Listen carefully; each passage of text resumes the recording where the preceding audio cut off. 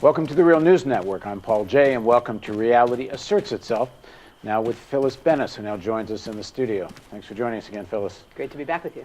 So just quickly, Phyllis is the Director of New Internationalism Project at the Institute for Policy Studies, and she's written all kinds of books. And if you look down below the video player, you will see the full biography, and if you watch the earlier segments, I list them all. So let's just get into it. Today it's been reported in the British press that General Idris, who was a former general in the Syrian army and is now the head of the Free Syrian Army, has done a couple of things that seem significant. One, they seem to have dropped their demand that Assad has to step down before they're going to go to Geneva for some kind of peace negotiations. And two, let me read a quote from the Independent. General Salim Idris, now commander of the Free Syrian Army, warned that in particular ISIS, the Islamic State of Iraq and al-Sham, with thousands of foreign fighters in its ranks, was, quote, very dangerous for the future of Syria, end quote, and needs to be confronted before it becomes even more powerful. And in the report, Idris actually goes on to say that he's willing to collaborate with the conventional current Syrian army to fight against these Islamic radicals. There's some interesting shifts going on here. There are, and it's really a reflection of just how escalating this war in Syria is. I mean, there's now really 6 separate wars underway in Syria. There's the overall war between a large part of the population and the regime. There's a regional war for power, largely between Saudi Arabia and Iran. There's a sectarian war between Sunni and Shia. There's the war between the US and Israel versus Iran. There's, all of these wars are being fought inside Syria to the last Syrian. That's who's paying the price. And now one of them, and one of the wars, right? And one of the wars, of course, is the war that's emerging within, let's say, the war within the opposition to the Assad regime, which is the opposition between the FSA, the Free Syrian Army, the secular parts, who don't have as many fighters, as well-armed fighters, as well-trained fighters, as the Islamist forces, some of whom are these al-Qaeda types. And that's a growing, emerging war. So the situation in Syria is very, very serious and getting worse on a daily basis. What's, I think, important to recognize, though, is that the Free Syrian Army, like its civilian counterpart, the National Syrian Opposition, no leader can speak on behalf of everybody connected to either the Free Syrian Army or their civilian counterpart. Idris can say what he believes. This is a shift for him to say that they would participate in the so-called Geneva II talks, which are supposed to convene sometime early in January, peace talks aimed at hopefully ending this horrific war. But it's not clear how many people in his forces he can speak for, who would agree either with his position about agreeing to participate without a guarantee that Assad would step down, or agreeing to go to war against the Islamist forces, the pro-Al-Qaeda forces. All of that remains very uncertain, and the same is true on the civilian side.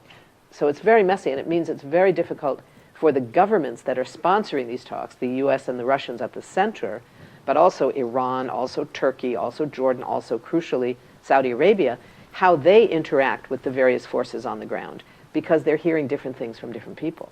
I'm a little surprised, I think, I shouldn't be, but I am a little, how little attention is being paid to what is probably the biggest humanitarian catastrophe on the planet at the moment. The Syrian people are caught between the Syrian government that's committed untold war crimes against them, and it's been well documented, and the growing force of the Al-Qaeda type forces that seem to be the dominant, taken over most of the opposition fighting, who themselves have committed untold war crimes against the Syrian people. Absolutely. There's been war crimes on hundreds all sides. and hundreds of thousands of refugees, and you cannot pick up a newspaper and find it on the front page anywhere. Like the odd time you get a refugee story, and then everyone moves on. And of course, it's going to get worse. There's now more than 2.1 million Syrian refugees outside the country, of whom half, 50%, are children. And the real disaster is coming now in the winter, because people are living in tents, and the winter in Syria, Lebanon, Turkey, that whole area where the refugees are, gets very, very cold. Heavy snow, lots of rain. These tents are no protection.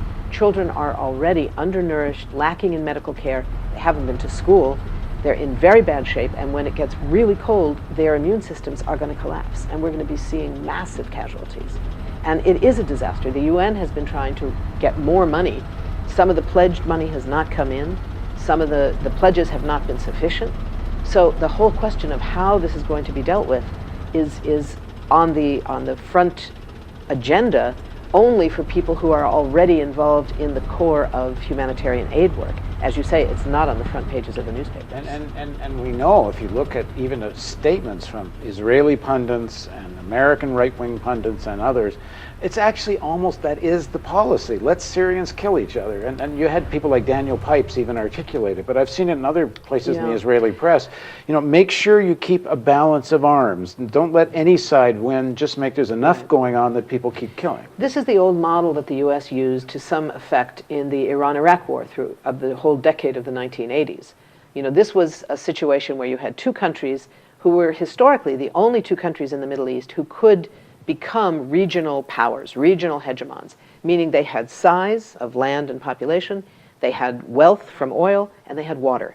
Only two countries in the region had all three. That was Iran and Iraq. So they were constantly competing with each other. When they went to war, the U.S. looked at that and said, wow, this is kind of cool. If these guys keep killing each other, they'll diminish their treasure, they'll diminish the size of their armies, they'll be killing each other, and they won't bother challenging us. So what do we do to make sure they keep fighting each other?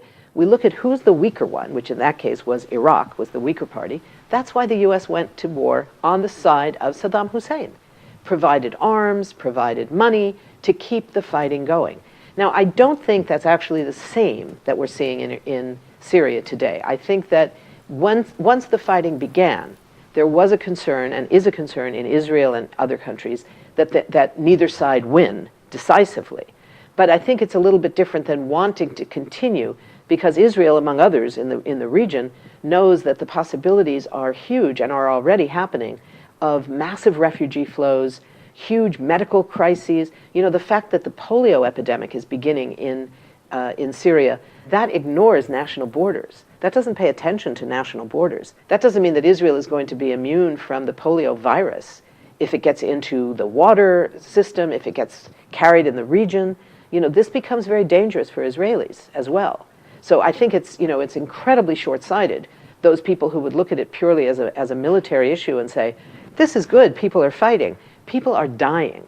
People are dying of communicable diseases, people are dying from the cold, and people are being killed in wars. And if this Geneva conference takes place, is it actually going to matter? Is there, in the sense, is there anyone going to Geneva that has enough guns on the ground that if they agree to something, it actually is meaningful? I think that right now the Geneva II possibility is all there is. It has to mean something. And the only way it will is if the sponsors of the two sides, meaning the US, Turkey, Saudi Arabia, Jordan on one side, and Iran, along with Russia on the other side, plus Iraq and some of the other countries in the region, agree to stop arming both sides. That's the only way it's going to happen. If there's not an arms embargo imposed as part of the Geneva II process, then it won't work.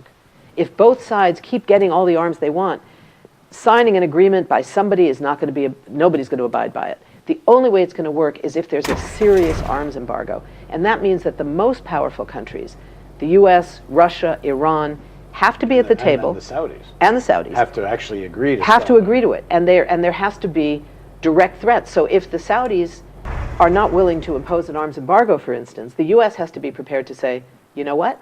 We're going to stop selling you our weapons. And they've got to get the French to say, and we're not going to sell you any new ones. The odds of the United States saying they're not going to, there's a $20 billion naval contract going on. I know. I think it's in Connecticut. It's a $60 billion, it's the largest. The United States is not going to stop selling arms to Saudi Arabia. It's not going to stop right away, but there's got to be some ability to use those arms sales as a lever to force the end of arming all sides in Syria. If we think that we can expect Iran and Russia to stop arming the Syrian regime, the only way that's going to happen is if we stop arming the other side. It doesn't mean that they will then be equal. I mean, you have this, this is the Bosnia problem, this is an age-old problem. When one side starts out much more powerful, they remain more powerful if you just stop the rearming at a moment. But you've got to do that. It's got to start somewhere, that there has to be an end to the infinite amount of new arms that are flooding the country. Now, there's a body of opinion that is in the Arab world particularly that sees the struggle against Assad as a revolutionary struggle. They see that, you know, Assad is not just a war criminal in recent times, but has been for a long time. And they say that the al-Qaeda piece of this is being exaggerated. That everyone is kind of getting on this now because they've all decided they're going to go with the status quo, essentially Assad regime. So there's a lot of kind of exaggeration of the role of the al-Qaeda forces. And the kind of more, you know, revolutionary forces that want to overthrow Assad are not getting armed or getting diminished in all this. The tragedy is that much of what's going on right now in Syria has everything to do with how the voices of the original nonviolent democratic opposition movement have been silenced by the violence on all sides. They still exist. There is still a nonviolent political opposition in Syria, and amazingly, despite the fact that some of them have been killed, some have been arrested, some have been driven into exile, some of them survive, and some of them have been going out into the streets over and over again with signs, with flags, mobilizing people at the local level to create local ceasefires, among other things, trying to rebuild the idea of a nonviolent political opposition movement. The people of Syria certainly have the right to choose their own government. And for those who believe that this is a revolutionary process that is part of the process of the Arab Spring, they have every right to do that. The problem is when the struggle becomes militarized, the consequences are enormous. And it doesn't do anybody any good to sit and say, well, they do or they don't have the right to take up arms. People take up arms, but there are consequences when they do. We saw it in Libya. It's not about people in Libya didn't have the right to take up arms against a terribly repressive regime.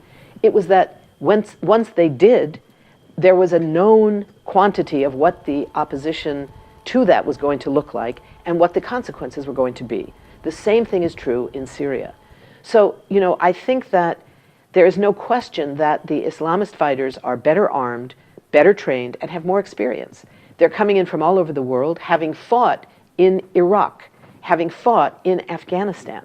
They are not coming as, you know, people who used to be college professors and peace activists who take up arms, who of course don't have the training, of course don't know how to use heavy weapons, even if they could get them. I'm a little taken aback about just how little attention is being paid to the role of Saudi Arabia in all this. The Saudis have clearly been driving all sections and giving money and arms to all sections of the Syrian opposition, but including the al-Qaeda elements. They're obviously well funded. We know the Saudis have a history of making use of terror networks. That's true, but I think we also know that other countries are doing it as well. The UAE, Qatar has been playing all sides of the game in Syria, all sides of the opposition. So this is not GCC just countries, yeah. Right. This is not just the Saudis, and I think that but the Saudis and Qatar had a big falling out over They did. Egypt, and apparently and that's also true in itself in Syria. They fund different sources. It's not true, I don't think, that, I mean, I'm not on the ground, so I'm not sure, but from what I'm hearing, I don't think it's true that the Saudis are funding everyone. They're funding their people that they see are carrying out that are willing to take their arms and are carrying out the struggle they see. For Qatar, it's the same thing. They're funding other political and Islamist forces. Turkey is facilitating a lot of that. Jordan is facilitating it. Jordan is also allowing the CIA to train Free Syrian Army people on Jordanian territory. So everybody in the region is complicit in one way or another. They're all looking to a post-war Syria and looking to how are we going to have more influence. Nobody's looking at the Syrian people. So what should Americans demand of U.S. foreign policy? That we should not be arming anyone, that the U.S. should continue the momentum towards the Geneva II talks, and do so with a willingness and an urgency to impose a complete arms embargo on all sides and demand that from the other side as well. We should up by a huge margin the amount of money we're paying to the United Nations for humanitarian relief, and we should be pushing governments in the region to take larger number of refugees, and we should be willing to take refugees if there are any who want to come to the United States. That's a big question.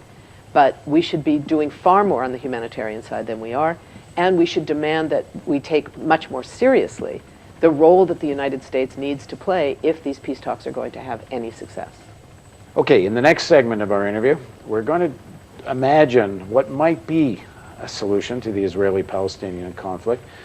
All observers think this is certainly one critical issue at the heart of the tensions and crisis in the Middle East. It's certainly not all, because I mean, in my view, even if this thing was solved, it would not eliminate the rivalry between Saudi Arabia and Iran and the fight over oil and all the rest of that, but it's clearly one of the most important issues.